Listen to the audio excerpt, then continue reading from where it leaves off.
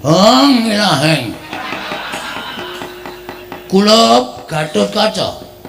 Panjenengan sinten? Ulun Sang Hyang Bathara Wisnu. Ora ngawur. Malsu ya malsu ning ora ngawur.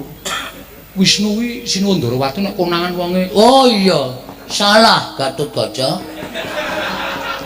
Dewa kok mulak-malik ora. Ulun Sang Hyang Bathara Kala. Ulun Bathara Kala. Iya. Ulun mang bakal welengkenan jeneng kita. Gatut. Inggih Bu Ulun.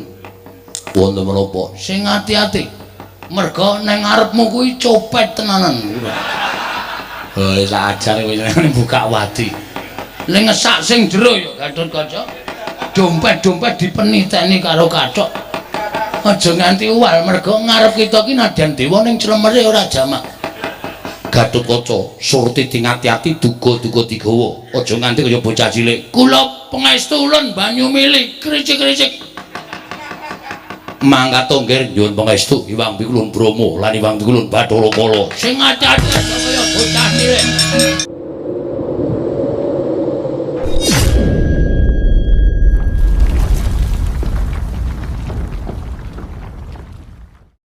Tro.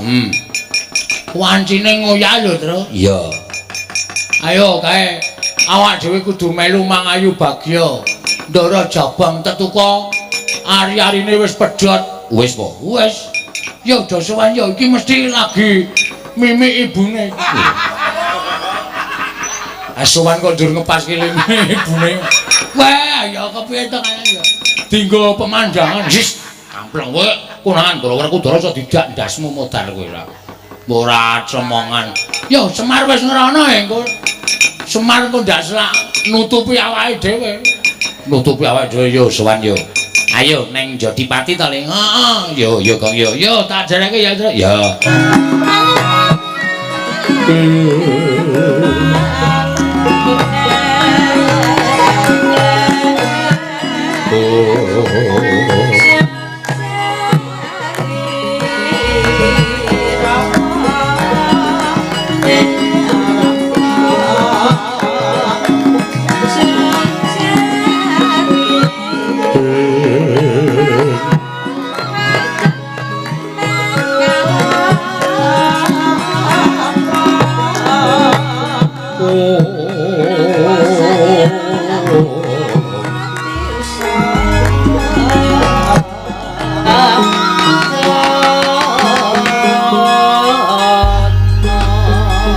Marikoten prayitna semuriris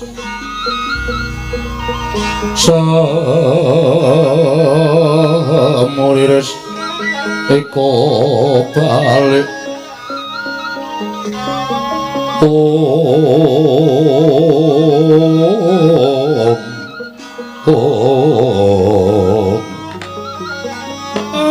blegek kekukek sadulita mel kula nderek remen Ndara dene ingkang putra sampun luar saking pepeteng bojotipun ari-ari sampun pagas kula nderek mangayu bagya nggih Ndara ayu. Iya Kakang Semar aku ngaturake panuwun Kakang. Nggih mboten kendhat anggen kula nyuwun ngersaning Gusti supados lampanipun Ndara Jabang tetuka menika enggal padhang. Lah kok dilala diudaneni. Srananipun Ndara kula Permati anggenipun beto kayu kastuba mulya. Iya Kyai Semar. Kula nderek mangayu bagya nggih Ndara Putri. Iya Nala Gareng. Kula nderek mangayu bagya nggih Ndara Putri. Iya Petro. Aku ngaturke panuwun nggih. Kula nggih nderek mangayu bagya nggih Ndara Putri. Iya Bagong, aku ngaturke panuwun. Tru. Kae mimik ora? Ora. Arep merono aku ngomong-ngomong arep apa to kok totok mudar ora. Wah konangan Ndara Puntadewa disotke dadi cacing cilaka. Ora apa-apa anggere konangan wong mancing ora masalah. Konjur aku nangan wong mancing ora. Kiai Semar, kula Den. Aku uga ngaturake panuwun Kiai Semar ingkang tansah tut wuntat marang lakune adhiku Permadi. Nggone ngupaya wujuding kayu kastuba mulya. Sampun niku pancen dadi kewajiban kula. Nggih mugi-mugi tansah winantu ing kawilujengan saengga mangke dewasanipun lare menika saged dados bocah ingkang migunani saged mikul dhuwur mendem jero kali wong tuwa. Langkung-langkung migunani tumraping kulawarga saya gedhe melih migunanana tumraping negari Ngamarta nggih Den. Iya Kyai Semar Badranaya. Maeka Den prayitna samuriris eka balik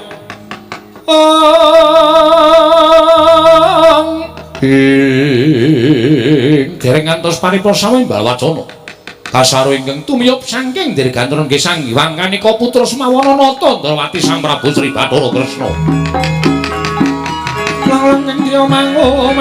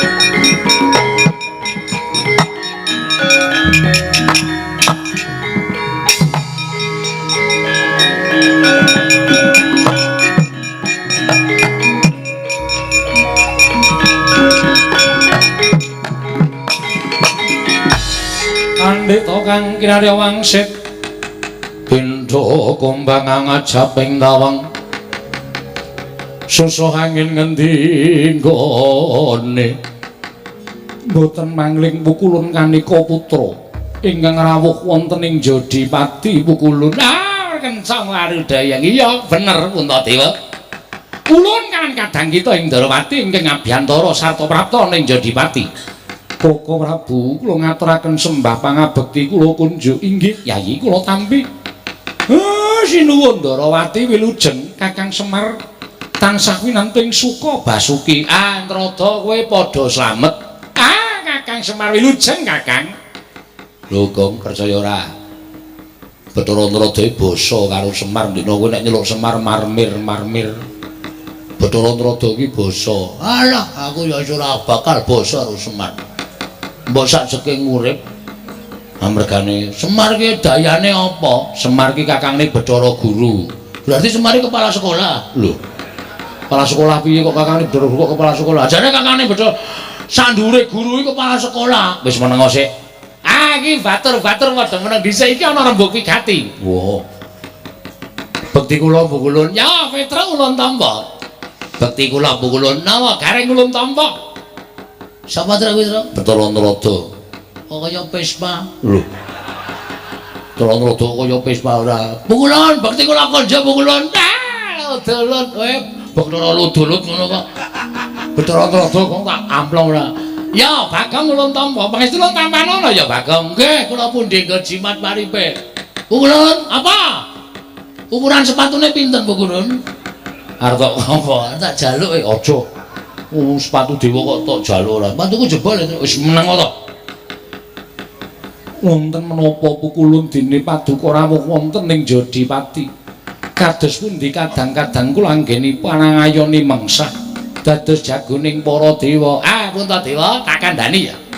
Jebul iki mau Permadi Werkudara, anak Prabu Mandura lan kabeh Wadyabala Ndrawati Mandura lan Ngamarta. Uruhanane ora ana siji wae kang mangga kulya mungsuh patih Sekipu Mantra ya Kasipu Mantra. Tumuli wampi kula Jatimurti nuding lan panjenengan ulun mudhun ana ing Jodipati. Mula padha gatekna sawetara Ulun mudhun iki ora kok jeneng. Bakal biya warakake yen to kadang-kadangmu kabeh padha kalah jroning peperangan. Nanging sumurupa boya ana ingkang dadi jagoning dewa ingkang tinuding bakal Sri Nugraha minangka dadi jagoning para dewa kejaba ya kuwi ora ana kejaba mung atmajaning Arimbi ya atmajaning Werkudara si Jabang tetu kok iki ngger Puntadewa. Oh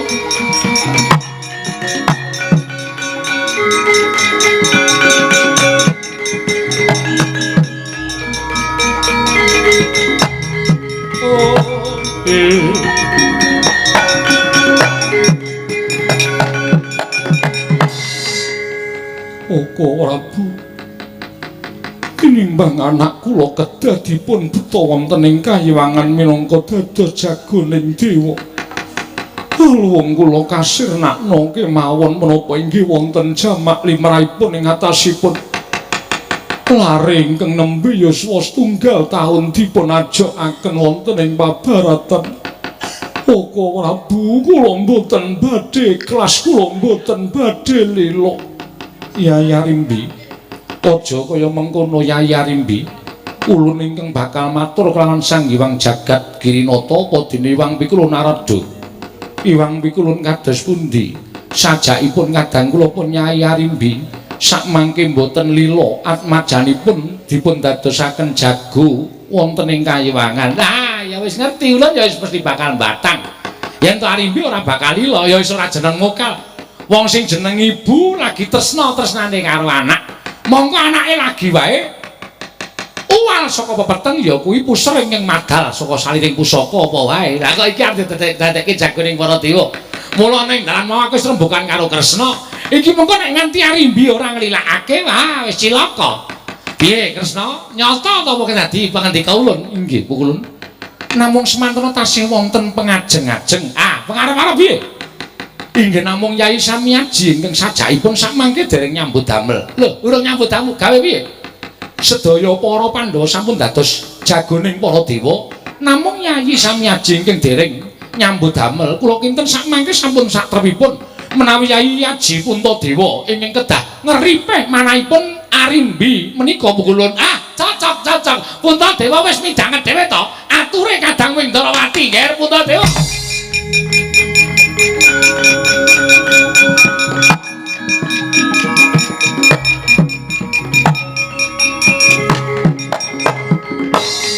Arimbi wonten dawuh Koko Prabu. Yayi, kowe tak jarwani ya. Pacoban sing abot dhewe kuwi nglilakake marang katresnan, mula ora aneh pendak-pendak dewa utawa Gusti nibake pacoban tumraping titah ingkang magepokan kelawan katresnan. Adat lupiya ingkang wis wong kang nampa pacoban mau ora bakal bisa ngiklasake kelawan katresnan. Contone Si Adi nggone tresna kelawan Atmajamura jeneng Mokal. Si Adi kuwi ibu anakmu ingkang nembe semono yuswane. Sapa ta ingkang ora bakal awal sarta anggrundel yen to Atmajamu bakal digawa dening Hyang Pikulun Bathara Antrada minangka jagoning para dewa. Nadyan wong wadon sak jagat iki mesti bakal anggondeli marang Atmajane. Nanging Yayi, kanthi cara mengkono kanugrahan ingkang bakal tinampa dening anakmu sira dhewe ingkang nyumpet marang kanugrahan kabukten kowe ora isa ngiklasake katresnan. Tresnamu marang anakmu mau satemene minangka dadi panutup kanugrahan ingkang bakal tinampa dening Atmajamu. Mula Yayi ngelingono tembung anak kuwi saka tembung ana. Ingkang anakake sira Yai Arimbi nanging tembung ana mau merga saka panguwasaning dewa, panguwasaning Gusti. Anane Atmajamu bisa urip ana ing alam padhang merga diparingi dening Sang Hyang Jagat Girinata apa dening para Jawata. Mula Yayi tumrapun Kakang, apa ingkang sira tindakake mau bener tumraping para ibu nanging kurang bener tumraping nggonmu ngadepi kelawan pacoban. Ateges kanugrahan ingkang wis sumandhing dening Atmajamu si tetuka mbok ilangi dhewe sarana sira ora ngiklasake marang katresnan ingkang minangka dadi pacobaning sira Yai Arimbi tumrap Atmajamu si Jabang tetuka Arimbi.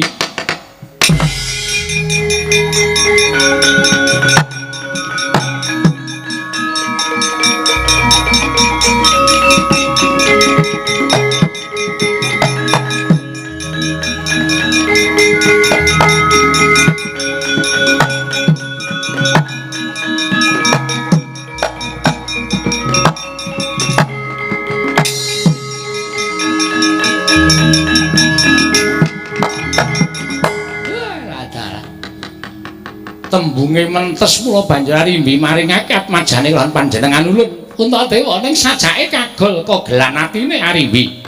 Pukulun kula ingkang badhe ngripe dhateng pun Arimbi.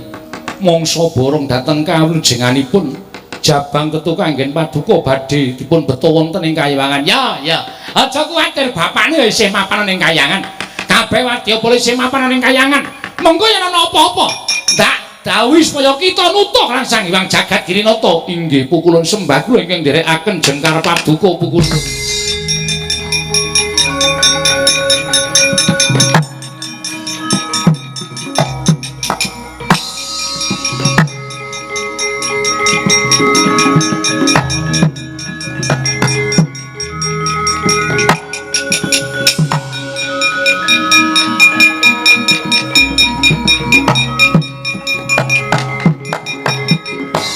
Semar, kula kowe ora usah ning Kahyangan ya Kakang. Mboten ndak malah ngrepot-ngrepoti atine Bathara Guru. Nek enten kula mengke ndak malah bingung penggaling Manikmaya. Ya mung anak-anakmu tak jaluk tak gawane ning Kahyangan. Nggih. Nala Garing Petruk Bagong kowe arep dikanthi ning Kahyangan karo Bathara Sinuwun Prabu Ndarawati. Oh nggih ngestakaken dawuh. Ya gong makan ning Kahyangan. Yo. Numpawa. Lho. Mabur. Oke, siap. Anak Semar kok ora iso mabur. Iso apa Bagong? Iso. Senengan mang tindarian kula mung kowe tekan ngerti-ngerti tekan mriko. Nek ora tekan kono tegese kowe ora tresna karo jabang tetuko. Yakin tresna? Iya. Ayo Petro nggih, monggo.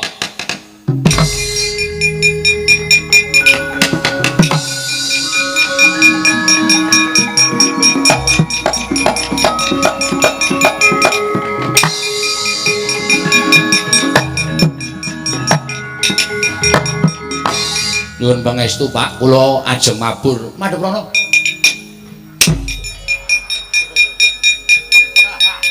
Kaya gleleng mir. Mir dengkurmu mlocot kuwi. Aku ditendang men tekan Kahyangan. Madhep rono. Petruk tendang iso bablas. Ampun tenan Semar.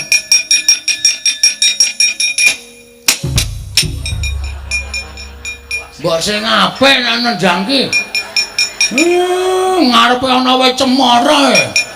Nang nggon lapangan kene men bablas.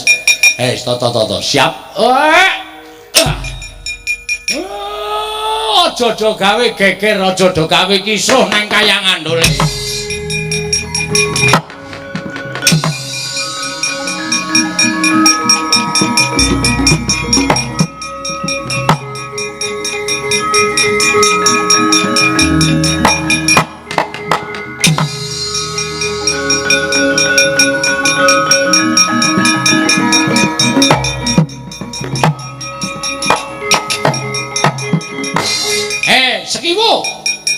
Aja gleleng pacakmu gembelo sirahmu.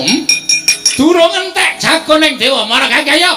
Iki jagoning dewa jabang tetuka sirnakno bayangan para Suprapa. Hai.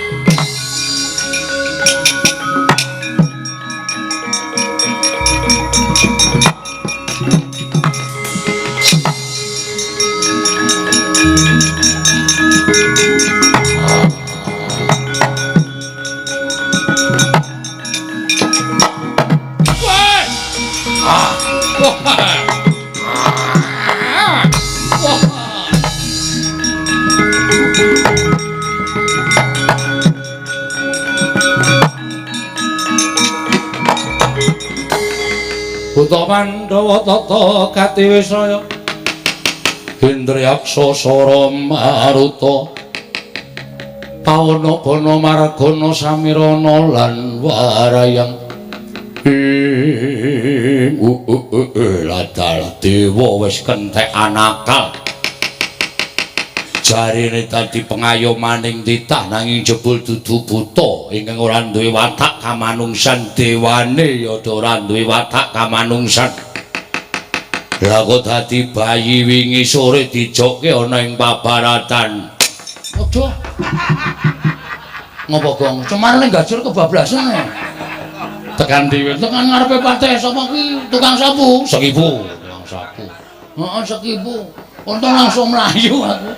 Mendelik mantane terus. Kowe ning kene bae kae ndelok-ndelok jabang tetuku kae arep mungsuh Patih Sekipu. Aja mluputke Patih Sekipu. Aja nglerokke Patih Sekipu mung sak dermo nglakoni. Bocah, nadyan kowe durung duwe dosa. Aja mbok anggap aku tumindak kaningaya karo kowe. Mung merga kowe dadi jagoning dewa kowe kudu tekaning pati saka tanganing Patih Kasipu.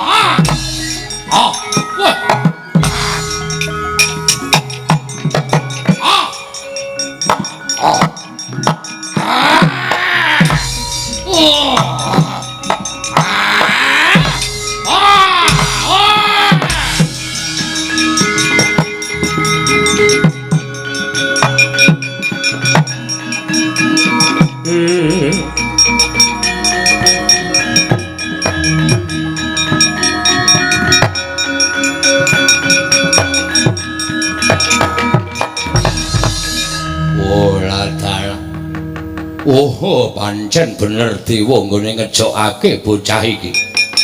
Tak banting ora remuk awake malah mendelik mripate kaya nantang karo aku. Hak cokot gulune ora pedhot. Lah kok dadi kaya nyokot barang sing ora iso tugel. Weh, dalah dewa. Ning aku isin nek tok mungsuhke bocah wingi sore. Ayo gedhekno dhisik, ajokno ning pabaratan leganing atiku.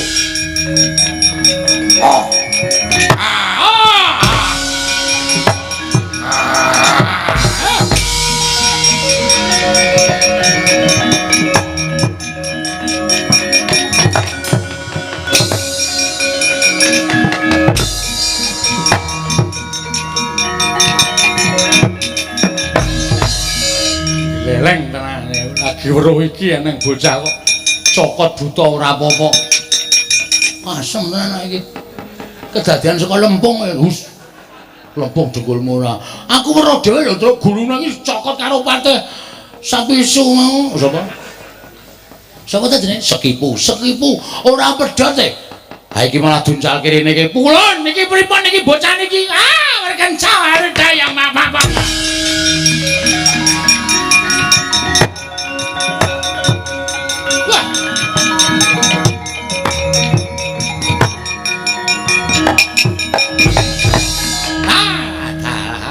Bocah pancen.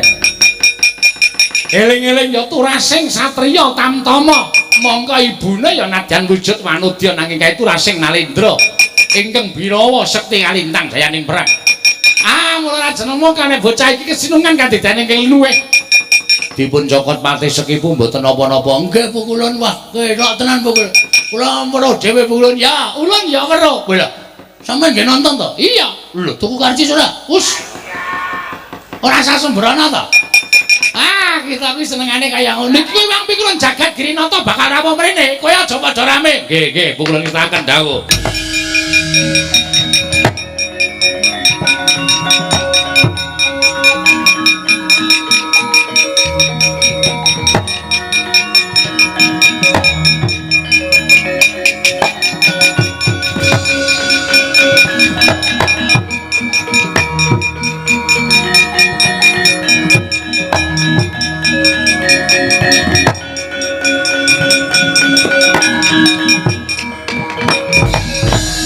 Marenos mubang wangaruna ati netrane nganggo rapo Sabdaning kukiloring kanigara sageter kene donganing kunglir wuwu sing pene panca Adi Guru inggih Kakang Rada kula sampun ngawuningani kawontranipun Jabang Tetuka. Inggih menika. Elok sanget. Namun nyatanipun mati sekipu boten purun mejahi debatipun Tetuka. Piyambakipun nyuwun supados lare menika dipun agengaken rumiyin tegesipun dipun siram banyu gege. Mboten Kakang. Lho, kok mboten? Lare menika badhe kula jer wonten ing Kawah Candradimuka. Mangke riyen. Menika lare wingi sonten lho, Di. Kok bare dipun lebetaken wonten ing Kawah Candradimuka. Kula sampun dawuh kaliyan Empu Anggon Jali lan Empu Ramayadi supados mandhe dhateng lare menika. Keparengipun otot bebayunipun badhe kula gantos sedaya. Wah, otot bebayu badhe dipun gantos sedaya. Inggih, Kakang. Para dewa kadhawuhna nyemplungaken rajaning wesi. Wesi pulontani wesi mangangkang wesi balitung tuwin pusaka-pusaka kayangan. Dados rangkanipun Jabang Tetuka menika. Mangke menapa pejah? Kula ingkang tanggel jawab. Kakang Rada kemawon boyong dhateng Tetuka menika kacemplungaken wonten ing kawah. Sadaya para Jawata sampun samapta ing gati sawiga ing diri Kakang. Wah, taladem iki aku nek tekaning pati bapakne nesu. Kayangan geger. Sampun Kakang Rada kula aturi nderek dhateng menapa ing dapur kula dawuhaken Kakang. Nggih, iki kula cobi cemplungke Kawah Candradimuka. Kula semanggaken Kakang Rada.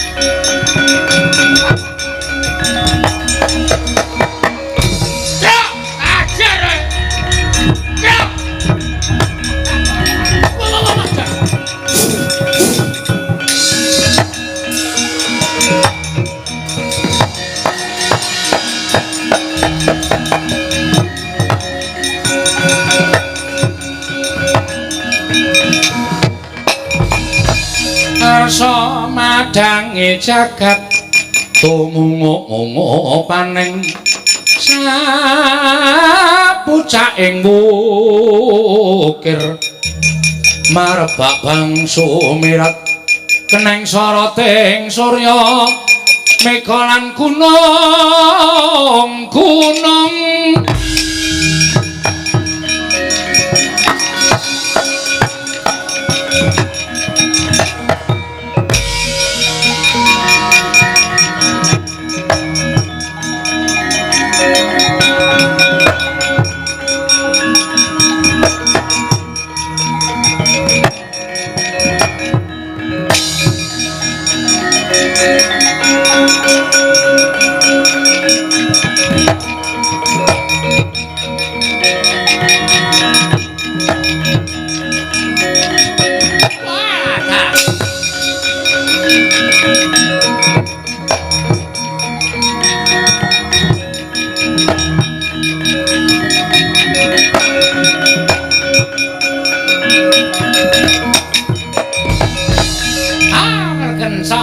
Jaya Pak Pong Bu bolong kali jodhe sapa sing gawe bareng jedel saka Kawah Candradimuka lah kok waduh kulite murup kaya tembaga Sampun mawi sandangan jangkep di Pangwasulun Kakang. Ah, inggih.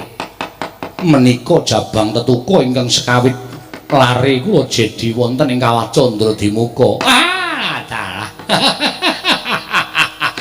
Wah, kula kinten menawi pejah.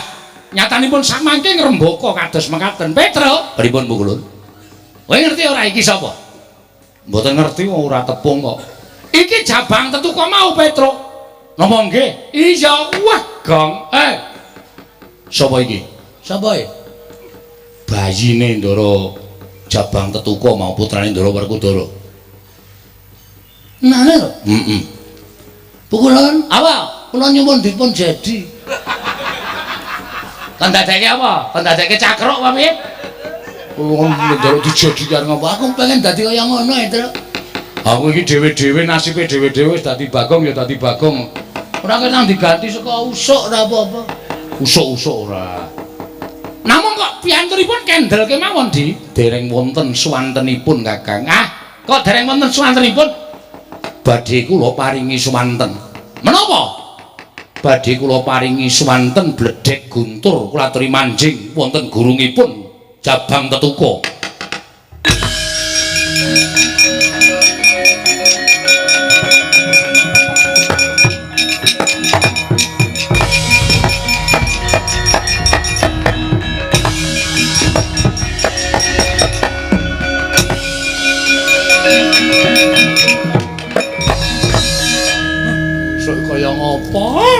Selak kepengin weruh. Habis swara kok nganggo bledhek, nganggo guntur lho, Gong. Enak tenan. Aku nek nyuwara mesti wong mudhar kabeh. Wong mudhar kabeh. Jagat diobat ora glekek-glekek kaya sambar bledhek. Ya ora wong iki ming suarane kok. Sampun Kakang, sampun di, sampun. Jabang Tetuko. Kula wonten paring adhawu Kulun. Lho, kok sampun jangkep tata kramanipun saking Pangwasulun. Oh, ngaten. Kula ngaturaken sembah pangabekti kula kunjuk Kulun. Waduh, suarane jan gandeng kaya bapakne persis. Wah, Werkudara iki nek ora kaya ngene ndaiba kaya ngapa senenge? Kula ngaturaken sembah pangabekti. Iya, ulun tampa Jabang Tetuko. Namung lare menika dereng dipun paringi asma. Naminipun tasih Jabang Tetuko. Mugi jagat dados paseksen. Lari menika badhe kula paringi tetenger utawi kekasih Raden Gatotkaca Kakang.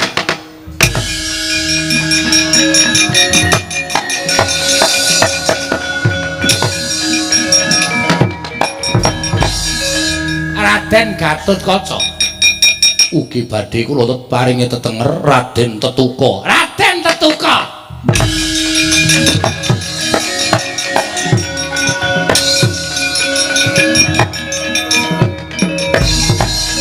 Ugi badhe kula paring tetenger Raden Gurundaya. Gurundaya.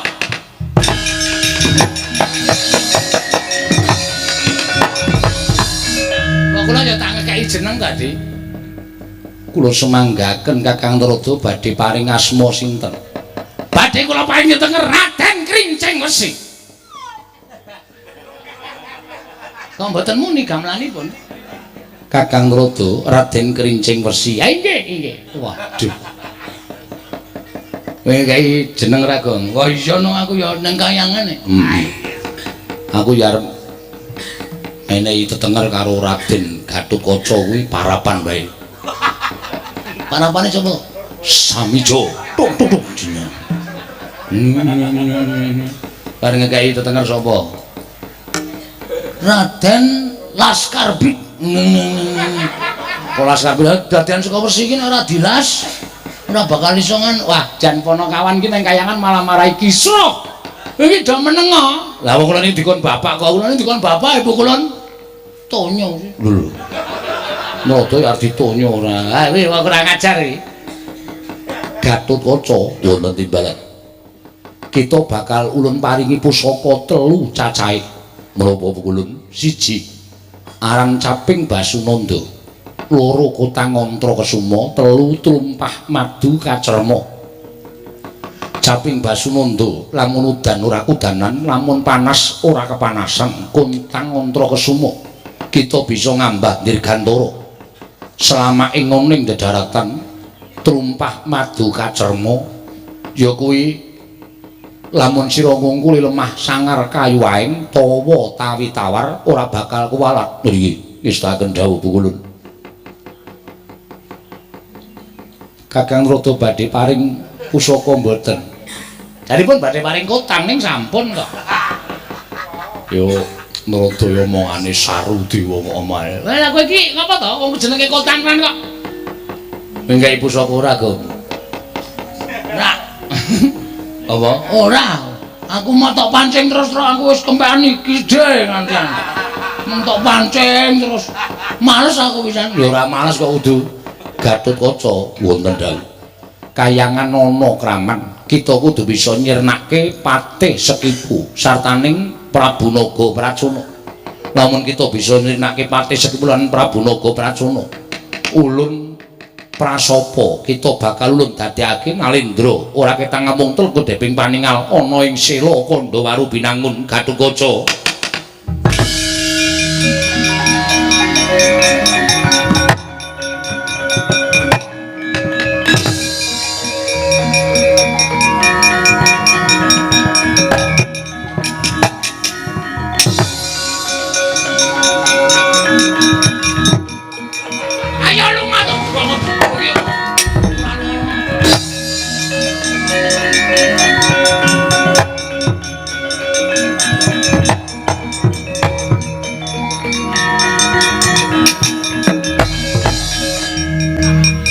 Mandika sinten? Wong milahing Mas Tunama Sidam Sari. Gatotkaca wonten dawuh pukulun. Yen kita ndangu lan panjenengan ulun Sang Hyang Bathara Brama. Pukulun Bathara Brama iya. Ulun putra Sang Hyang Jagat Giri Pratingkah. Nggih, pukulun.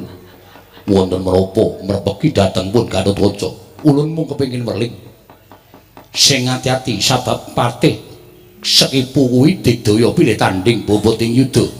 Nggih, matur sembah nuwun. Ilaheng. Kula Gatotkaca. Panjenengan sinten? Ulun Sang Hyang Bathara Wisnu. Ora ngawur. Malsu ya malsu ning ora ngawur. Wisnu kuwi Sinuwandara nek konangan wonge. Oh iya, salah Gatotkaca. Dewa kok mulak-malik ora. Ulun Sang Hyang Bathara Kala. Ulun Bathara Kala. Iya. Ulun mang bakal weling kan jeneng kita. Gatut. Inggih, Bu Ulun. Wonten menapa? Sing ati-ati. Merga nang ngarepmu kuwi copet tenanan. Oh, sak ajare wis buka wadi. Ning ngesak sing jero ya Gatotkaca. Dompet-dompet dipeniteni karo kathok. Aja nganti uwal merga ngarep kita ki nadyan dewa ning clemere ora jamak. Gatotkaca surti dingati-ati duga-duga digawa. Aja nganti kaya bocah cilik. Kula pangestu ulun banyu mili kricik-kricik. Mangkat tonggir nyuwun pangestu Hyang Pikulun Brama lan Hyang Pikulun Bathara Kala. Sing ati-ati kaya bocah cilik.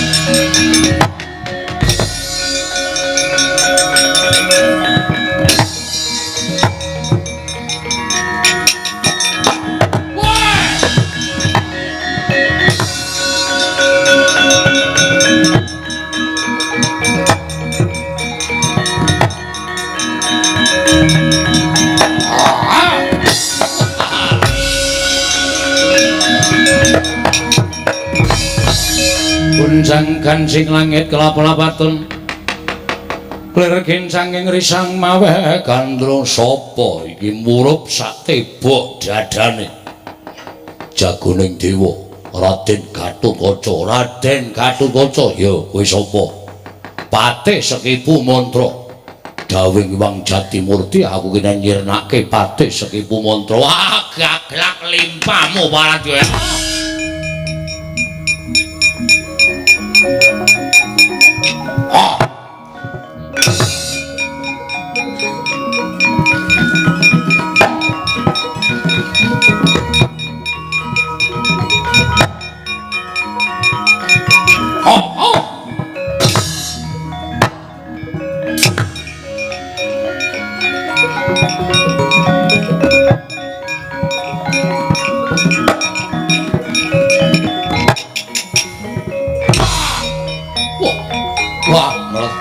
metu genine.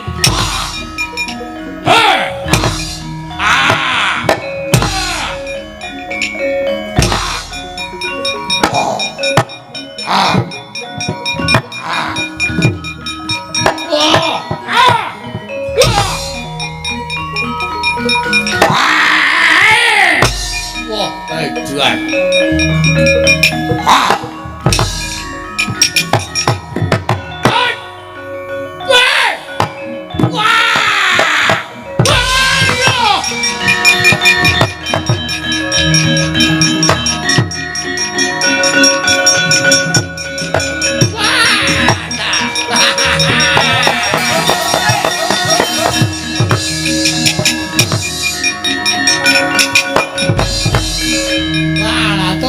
Tobat. Jagoning dewa ingkang sekawi titah-titah padha gruduk nang kayangan ora ana ingkang monggo pulih mun sepatis kesipu. Lah kok iki Gatotkaca ra kok mengah peribasan telung kedheping maningan. Mbok apake, Nggih? Kula cokot. Lho Gusti. Gusti aja nyokot kita kuwi nadyan kaya ngapa? Kita ki turasing satriya tama. Ibu kita ya putri. Sing jeneng satriya aja nyokot. Patih sekipu nyokot gulu kula. Tumunten kula cokot kula wales. Piyambakipun pejah pukulun. Iya ning sesone aja nyokot ya. Iya. Ora kena. Kita kuwi anadyan turun buta ning kita kuwi satriya. Nggih. Aja tak cokot. Mboten, nyuwun pangapunten pukulun. Iya. Kula wau kula sampun nyuwun pangestu kalian Bathara Brahma. Kalian Bathara Kala ugi sampun maringi pangestu kalian kula. Kose ta. Aku ket mau ki ra ketemu karo Brahma kok kowe iso ketemu ki nang ndi? Wonten mriku. Mrai pukulun badhe pinanggih. Pukulun Bathara Brahma latri tindak mriki. Om milahing. Mas Tunama sidam sekaring bawana langgeng. Celeng iki. Wonten apa pukulun? Kuwi itu Bathara Brahma ning Grama. Tegese kuwi pancen mawa. Sinten? Lah kowe iki dudu Bathara Brahma, kita iki dapusi kuwi abdine bapakmu. Abdinipun tiyang sepuh kula. Iya. Naminipun Petra. setan. Kulun Bathara Brahma piye kula Gatotkaca kula aturi tindak mriki. Wis ulun penak nang kene wae. Kok sing jenenge ngaku Bathara Kala sapa? Bathara Kala iki gedhe dhuwur maka ya buta wujute. Sanes. Bathara Kala menika ndek lemu. Wah, iki mesti doer mesti iki yakin. Mesti Bagong iki. Kulun Bathara Kala kula aturi tindak mrene. Tetiang Kala Ludra, Mas Patik Raja Dewa. Weh ya, Iwang Pikulun Narada. Hus. Narada jengkelmu kuwi udu Bathara Kala kuwi Bagong kuwi ya abdine bapakmu. Kula Gatotkaca. Wis konangan iki. Ngarep gleleng sithik ora entuk. Naga Pracana Sirnana. Mriki ngestaken dawuh kula.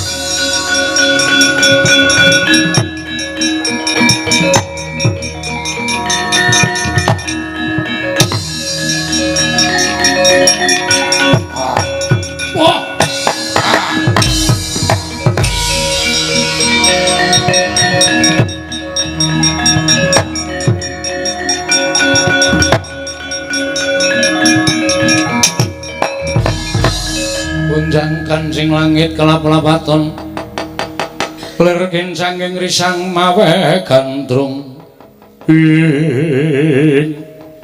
dene yo iki nganu lho iki apa jenenge iki siluman lho Tru. Kok siluman? Awake wong ndase naga. Mula jenenge Naga Pracana. Heeh, medeni. Ilate cawang. Yes man. Sowe. wani ngaglah ana ing ngarep aku nggonku bakal sumusul karo Patih Sekipu. Moro kake rungokno. Patih Sekipu mati ana ing repat kepanasan. Lho, mati ana repat kepanasan. Aku ingkang nyirnake. Wah, iblis lanatku arep dhewe.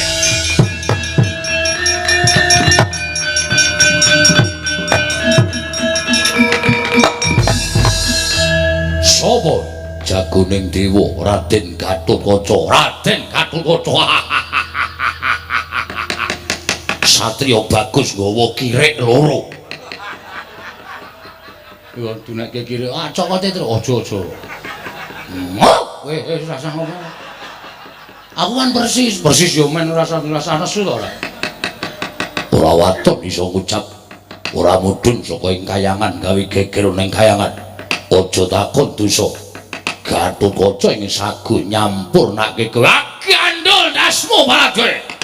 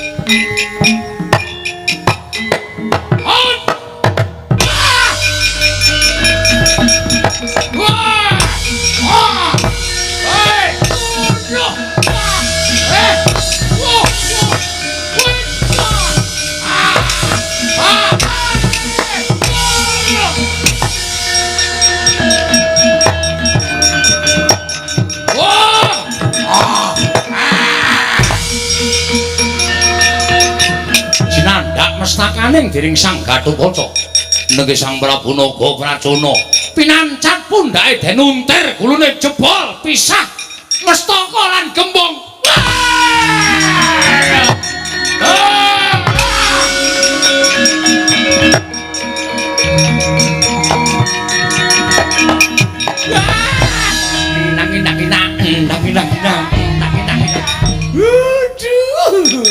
Nyenengke tandange jan. Wah. Swandak cek.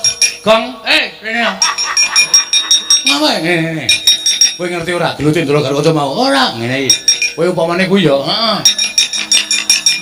Dis ngene iki. Tetes. des ngono.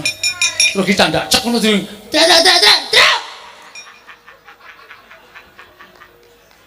Wah, anten gasmu lho. Lah ngopo? Tak kira arep ngopo bol nggo praktek. Wah, nyenengke tenan. Ya iki disingkirke, Gong. Iya. Batang. Wah, medene. Wah, nyenengke lho, guru Betara Nrada joget-joget. Aku tuku ger, tuku gatot.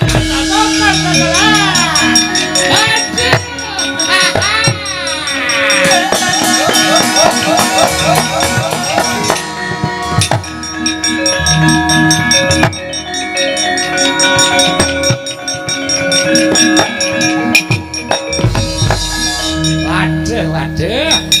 Padang kahanan kayangan.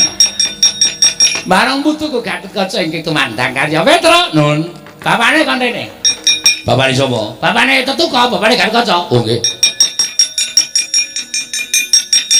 Saniki iya. Niki napa? Dingloa.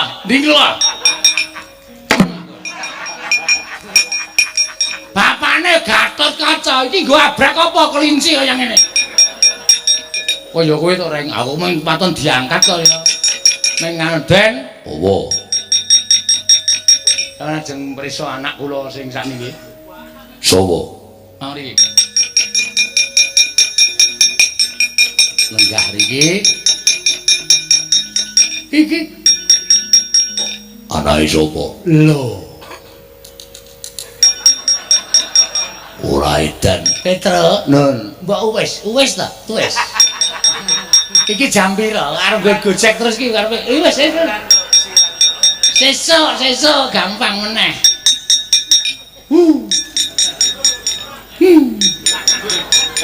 Gojek kok ra entuk ora. Werkudara. Iya.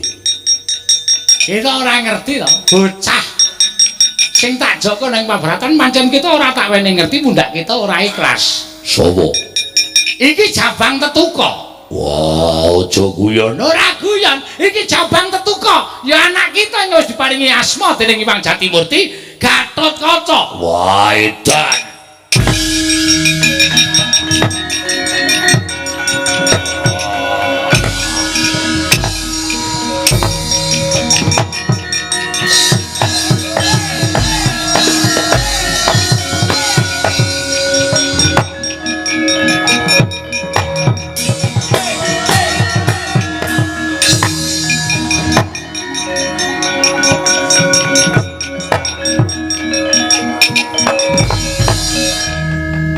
Gatot Kaca Wonten dawuh Madeprana. inggih. Madeprana Inggih. ngaturke bekti. Menika sinten? Kuwi bapakmu. Waduh, Rama kula ngaturaken sembah. Wah. Anakku.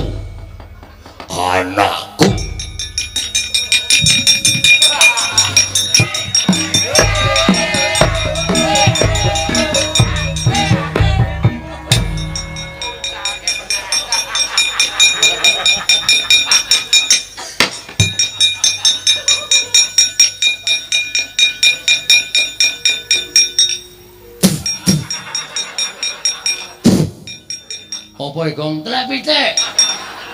Salah ana orang apa-apa duncalke. Gemes ku karo ndara-ndara dolen ngundang anak ayo entuk gundang-gundang.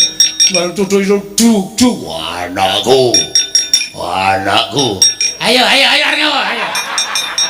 Dewa arep dijunjung. Sembrono. Kondur saged cekele kawinane dhewe ra. Ayo mundur. Nggih. Pada mundur. Nggih. Rumangsane.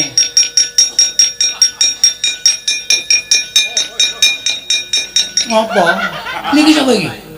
Iki sapa? Lho, sapa kuwi? Lenggah sik.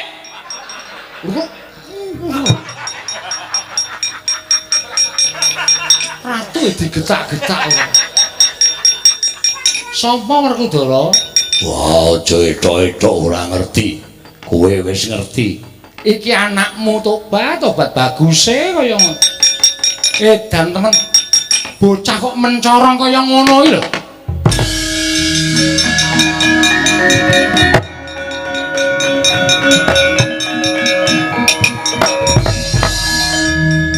Menika sinten Kakang Mas? Anakku. Putra panjenengan Jabang Tetuka dijedi nang kawah. Wujude kaya ngono. Anakku nggih Gatotkaca anakku.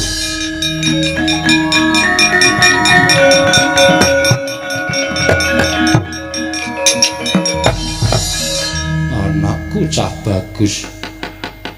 Mbok Kang Mas, Oh, mbok kula dipun parengaken nderek ngaku putra. rak. Anak-anakku dhewe. Nek pengen anak gawe dhewe. Mbok anakku dipek putra. Ora sudi. Anakmu kaya luwak kabeh. Mengke kula jadi enten lendut pun. Kang kowe seneng.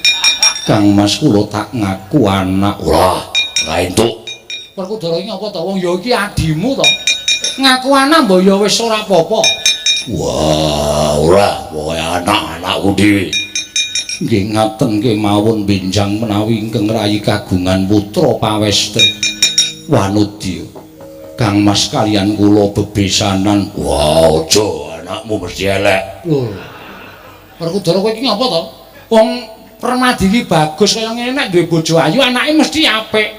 Urung karuan kabeh momong didelok saka kelakuane sing lanang. Permadi ki nek ndi mesti ngeceh-ceh.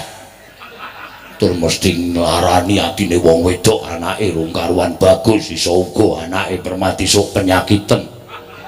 Mbok dungane sing apik. Karo adine kok kaya ngono. Gatotkaca Lho wonten dawuh paman. sesuk nek pun paman duwe anak wadon kowe tak mek mantu yo ngger cah bagus. Nggih, nderek paduka Kanjeng Paman kemawon.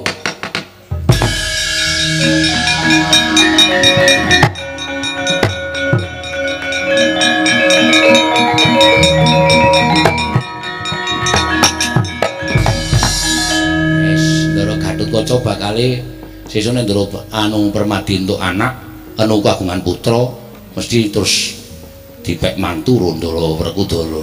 Bar aku besanan ya to. Emoh. Ora apa-apa. Emoh. Tak gawe anakku wedok sing wis meteng iki lho. Gelem ya? Emoh. Emoh aku pokoke emoh lah. Dintoke anakmu sing nomor 2 ki lho sing Senengane ora. Kulon rada besanan kali kula. Ora sudi. Dewa kok kan besangan ro kere. Anggemu ya anakmu apik-apik ya anakku ki ayu-ayu kabeh tur widodari.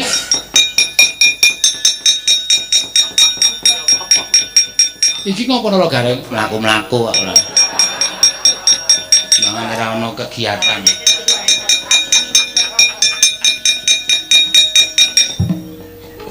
Lho, jare Semar ora melu ning kayangan. Kula nusul.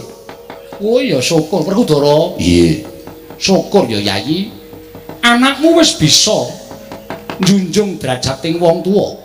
Wis tukel nom-noman ingkang bakal ngarumake nusa bangsa lan negara Ngamarta. Yo. Ana ndi Bagong? Goleki gunungan. Mpun iki urung oh ya. Kok kesusu ngapa to ya? Selak kepaya itu lho iso dampet kok. Selak kepaya. Mula Gatotkaca iki dadi pangareping nom-noman iki bakal ngarumake asmaning wong tuwa lan asmaning negara Ngamarta. Yo. Purnane gati sura sudrajane kang rat. Soh brastek kang Wasdaran Stuti Werkudara. Yo. Muga-muga wilujeng sak kabehe. Yo Kresna kakangku. Yo, jajak. Jang. Iki wiyagane iki do micek kabeh wae ya. Wis dijawuhi ya, jajak.